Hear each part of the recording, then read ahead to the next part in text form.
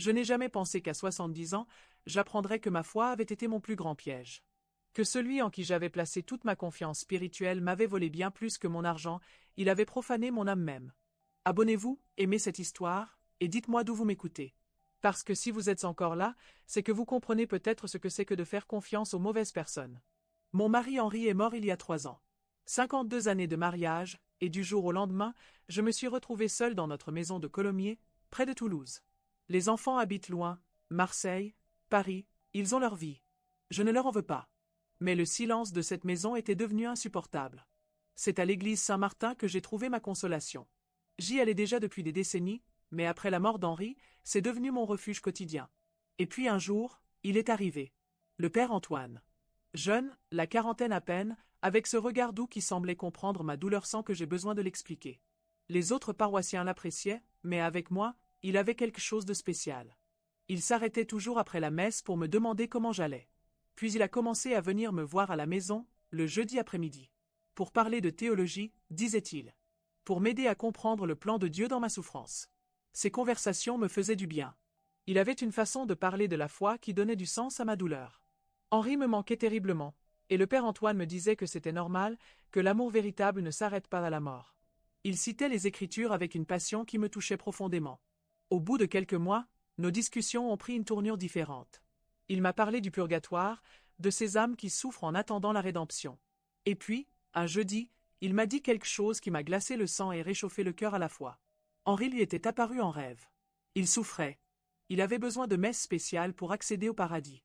Le père Antoine avait pleuré en me racontant cette vision, et moi, j'ai pleuré avec lui. Mon Henri, mon tendre Henri, qui souffrait quelque part dans l'au-delà. Les messes coûtaient cher. 500 € chacune. Mais comment mettre un prix sur le salut de l'homme que j'avais aimé toute ma vie? J'ai puisé dans nos économies. Henri et moi, nous avions toujours été prévoyants. La maison était payée, nous avions mis de côté pour nos vieux jours, pour laisser quelque chose aux enfants. Mais mes enfants ne partageaient pas ma foi. Ils étaient devenus indifférents à la religion, préoccupés par leur carrière, leurs problèmes modernes. Le père Antoine me faisait remarquer que léguer cet argent à des gens qui ne croyaient pas, c'était peut-être gaspiller la bénédiction de Dieu. Il avait un projet magnifique. Une nouvelle aile pour l'Église, un mémorial qui porterait le nom d'Henri. Une façon de garantir sa place au paradis tout en servant la communauté. L'idée me séduisait. Mon Henri, immortalisé dans la pierre et la prière. J'ai donné 150 000 €. Toutes nos économies de retraite. Le père Antoine était si ému qu'il en tremblait. Il m'a béni, m'a dit que j'étais un exemple de foi pour toute la paroisse. Que Henri me regardait du ciel avec fierté. Les travaux ont commencé rapidement. Enfin, c'est ce qu'on me disait. Je ne pouvais pas me déplacer facilement. Mes jambes me font souffrir, mais le père Antoine me donnait des nouvelles régulières. Les fondations, les murs, l'installation électrique. Tout avançait bien. Il a même organisé des cérémonies spéciales pour consacrer chaque étape de la construction. Des moments spirituels intenses où il semblait recevoir des messages divins sur l'importance de ce projet. Parfois, il pleurait pendant ses sermons, touché par la grâce. J'étais fier d'être l'instrument de cette œuvre divine. Mais voilà, si vous êtes encore là, c'est que vous pressentez déjà que quelque chose cloche. Que cette histoire de foi et de générosité cache une vérité bien plus sombre. Un matin de novembre, ma voisine Marcelle est venue prendre le café. Elle revenait de Toulouse où elle avait rendu visite à sa sœur. En bavardant, elle a mentionné avoir vu le père Antoine dans un restaurant chic du centre-ville. Il n'était pas seul. Une jeune femme l'accompagnait, et il semblait très proche. J'ai d'abord défendu Antoine. Les prêtres ont bien le droit de manger, et peut-être accompagnait-il une paroissienne en détresse. Mais Marcel a insisté sur un détail troublant, il portait des vêtements civils coûteux, une montre qui brillait, et il payait l'addition avec une liasse de billets. Le doute s'est immiscé dans mon cœur comme un poison. J'ai commencé à observer le père Antoine différemment. Sa voiture, que je n'avais jamais vraiment remarquée, était une BMW récente. Ses chaussures étaient toujours impeccables, en cuir italien. Pour un homme qui avait fait vœu de pauvreté, il vivait plutôt bien. J'ai pris mon courage à deux mains et je suis allé voir l'évêché à Toulouse. Mon cœur battait si fort pendant le trajet en bus que je croyais qu'il allait s'arrêter. Je voulais juste me rassurer, obtenir une confirmation que mon Antoine était bien le saint homme que je pensais. Monseigneur Dubois m'a reçu avec bienveillance. Quand j'ai mentionné le père Antoine Mercier de Saint-Martin de Colomiers, son visage s'est durci. Il n'y avait aucun père Antoine Mercier dans le diocèse. Jamais il n'y en avait eu. Le monde s'est écroulé autour de moi. Ce n'était pas possible. J'avais assisté à ses messes, j'avais reçu la communion de ses mains, j'avais confessé mes péchés dans son confessionnal. Comment un homme pouvait-il jouer avec le sacré de cette façon? Monseigneur Dubois m'a expliqué qu'il soupçonnait depuis quelques semaines l'existence d'un faux prêtre dans la région. Plusieurs paroissiennes âgées avaient rapporté des situations similaires à la mienne. Un homme charmant qui gagnait leur confiance puis leur soutirait de l'argent pour des causes prétendument religieuses. L'enquête qui a suivi a révélé l'ampleur de l'imposture. Antoine Mercier n'était pas son vrai nom. Il s'appelait Julien Bonneau et avait des antécédents pour escroquerie. Il parcourait la France rurale depuis des années, se faisant passer pour un prêtre auprès de femmes âgées et pieuses. Il avait étudié la théologie, pas pour servir Dieu, mais pour perfectionner sa couverture. Il connaissait assez bien les Écritures pour paraître crédible, il savait imiter les gestes liturgiques, il avait même appris le latin pour donner plus d'authenticité à ses fausses cérémonies. Mais le pire restait à découvrir.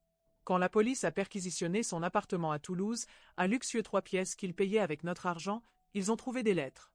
Des lettres qu'il écrivait à des complices, où il se moquait de nous, ses victimes. Dans l'une d'elles, il m'appelait la vieille stupide de Colomiers. Il riait de ma dévotion, de ma naïveté. Il écrivait « Tu ne peux pas imaginer comme c'est facile de manipuler ces bonnes femmes avec leur culpabilité religieuse.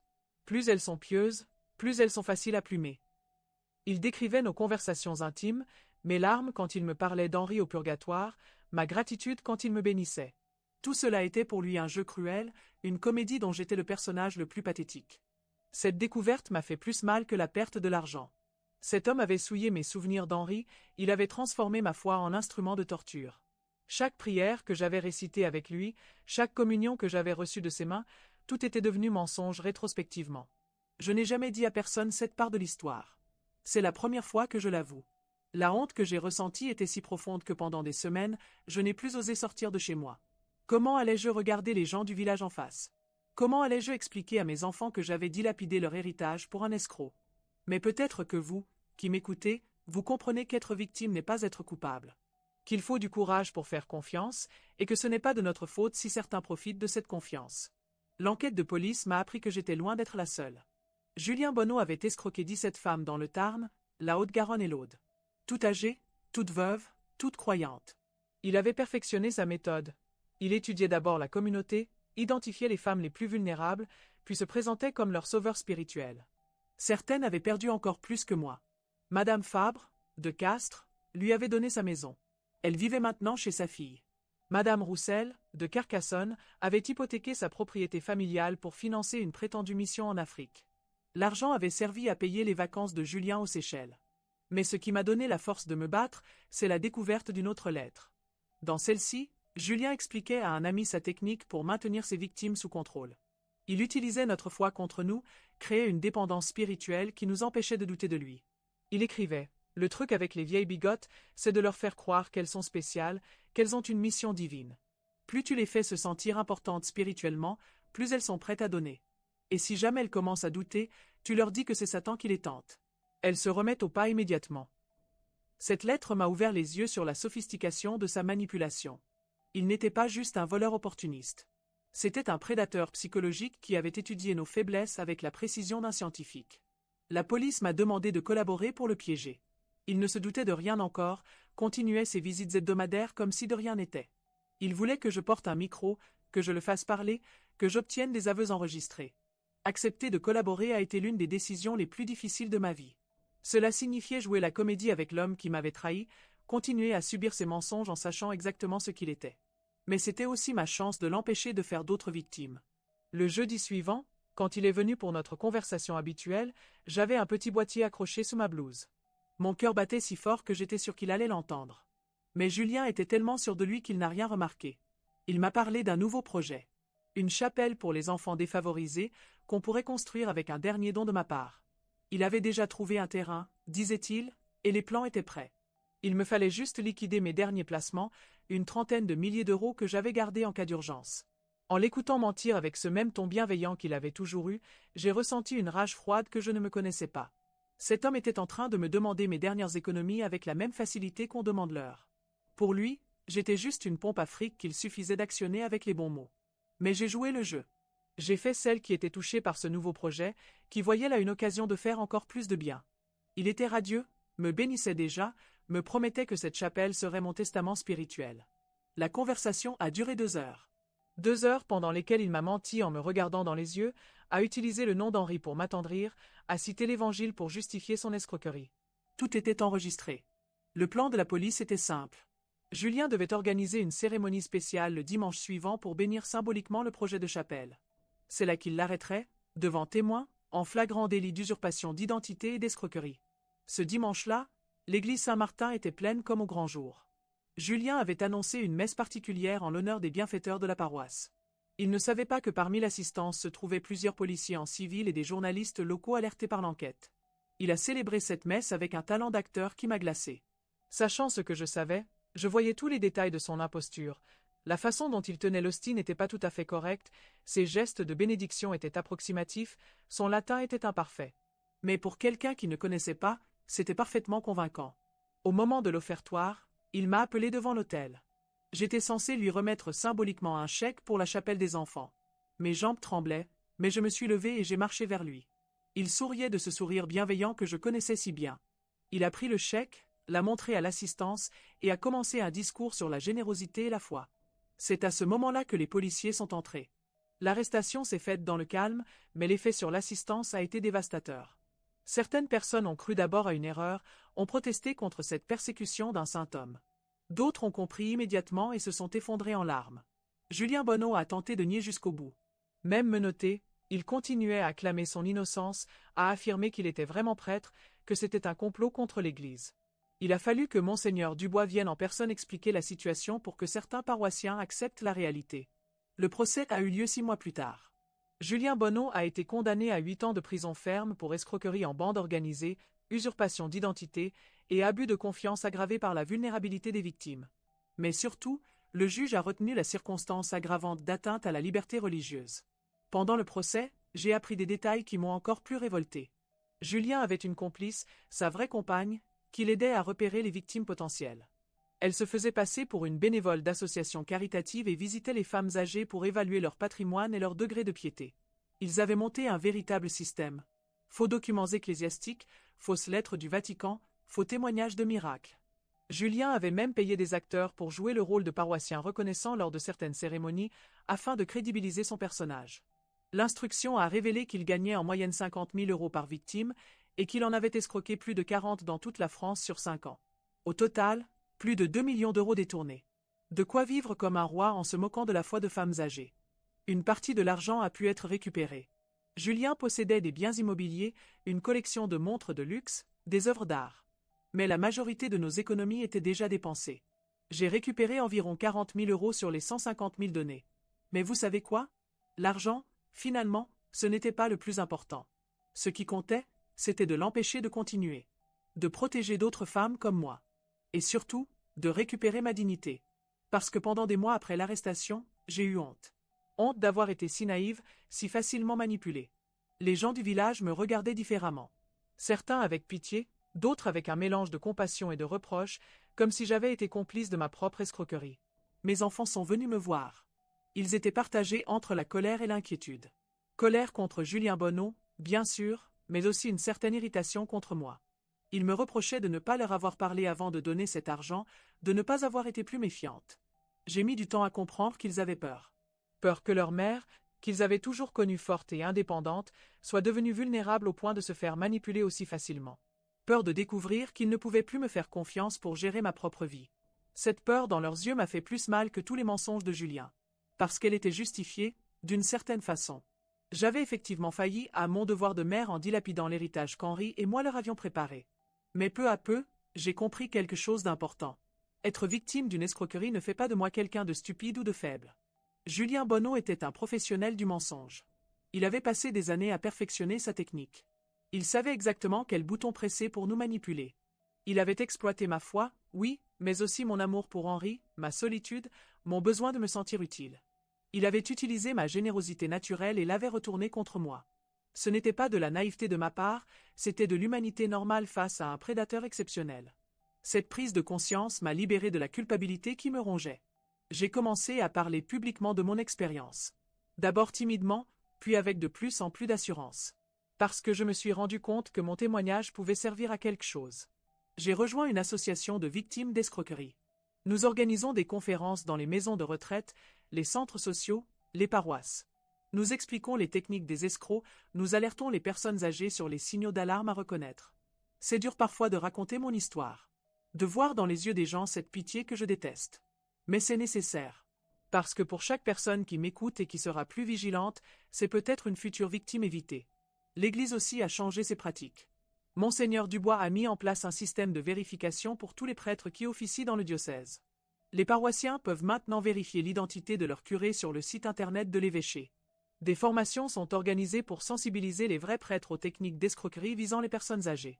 Ils apprennent à reconnaître les signes qui peuvent indiquer qu'un paroissien est en train de se faire manipuler financièrement. Moi, j'ai retrouvé ma foi. Pas celle, aveugle, que j'avais avant. Une foi plus mature, plus réfléchie. Je continue d'aller à la messe, mais je pose des questions. Je vérifie. Je ne fais plus confiance automatiquement juste parce qu'on porte une soutane. Henri me manque toujours autant, mais je n'ai plus besoin qu'un escroc me dise qu'il souffre au purgatoire pour éprouver mon amour pour lui. Mon Henri est en paix, j'en suis sûr. Et il serait fier de voir que sa Madeleine ne s'est pas laissée détruire par cette épreuve. Il y a 3 mois, j'ai reçu une lettre de prison. Julien Bonneau voulait me voir. Il prétendait avoir quelque chose d'important à me dire, des excuses sincères à me présenter.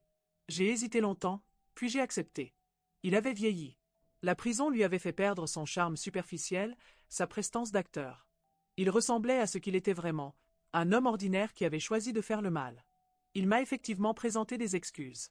Il m'a dit qu'il regrettait, qu'il n'avait pas mesuré le mal qu'il faisait, qu'il avait besoin de mon pardon pour se reconstruire. Et pendant quelques minutes, j'ai failli le croire. Parce que sa voix avait retrouvé cette sincérité émue qui m'avait tant touché. Mais j'ai repensé aux lettres où il se moquait de moi. À toutes ces femmes qu'il avait escroquées. À la sophistication de son système. Et j'ai compris que là encore, il jouait un rôle. Celui du repentant sincère face à sa victime compatissante. Je lui ai dit non. Non, je ne lui pardonnais pas. Non, je ne l'aiderais pas à se sentir mieux dans sa peau. Il avait détruit la confiance de dizaines de personnes, il avait profané ce qu'il y a de plus sacré, il avait transformé la foi en instrument de torture. Il a insisté, a tenté de m'attendrir en me parlant de ses propres souffrances, de son enfance difficile. Mais j'étais devenu imperméable à sa manipulation. Je suis parti sans me retourner. Aujourd'hui, je vis avec moins d'argent qu'avant, mais avec plus de sagesse. J'ai vendu la maison de Colomiers qui était trop grande et trop chargée de souvenirs douloureux. J'ai acheté un petit appartement à Toulouse, près de mes petits-enfants. Mes enfants et moi, nous avons retrouvé une relation apaisée. Ils ont compris que leur mère n'était ni sénile ni irresponsable, juste humaine face à un manipulateur exceptionnel. Ils sont même fiers, maintenant, de voir que je me bats pour protéger d'autres personnes. Je ne regrette pas d'avoir fait confiance. C'est notre humanité qui nous pousse à croire en la bonté des autres, et je refuse de perdre cette humanité à cause de Julien Bonneau. Mais j'ai appris à faire confiance intelligemment, à poser des questions, à vérifier. Si vous m'avez écouté jusqu'au bout, c'est peut-être que vous aussi, vous avez été trahi par quelqu'un en qui vous aviez confiance. Ou peut-être que vous connaissez quelqu'un qui risque de l'être. Dans tous les cas, souvenez-vous que les prédateurs sont toujours charmants au début. C'est leur technique. La vraie foi, la vraie générosité, la vraie compassion n'ont pas besoin d'urgence ni de secret. Si quelqu'un vous demande de donner rapidement sans rien dire à personne, méfiez-vous. Si quelqu'un utilise vos croyances ou vos sentiments pour vous presser de prendre des décisions financières, posez des questions. Et surtout, si vous êtes victime d'une escroquerie, n'ayez pas honte. Vous n'êtes pas stupide, vous êtes humain. Les vrais coupables sont ceux qui exploitent notre humanité, pas nous qui la conservons malgré tout. Moi, Madeleine Fournier, à 70 ans passés, j'ai appris qu'il n'est jamais trop tard pour se relever. Pour transformer une blessure en force. Pour faire en sorte que notre souffrance serve à protéger les autres. Et vous savez quoi? Malgré tout ce que j'ai vécu, je continue de prier pour l'âme d'Henri. Mais maintenant, je prie aussi pour avoir la force de continuer ce combat. Parce que tant qu'il y aura des Julien Bonneau dans ce monde, il faudra des Madeleine Fournier pour leur résister.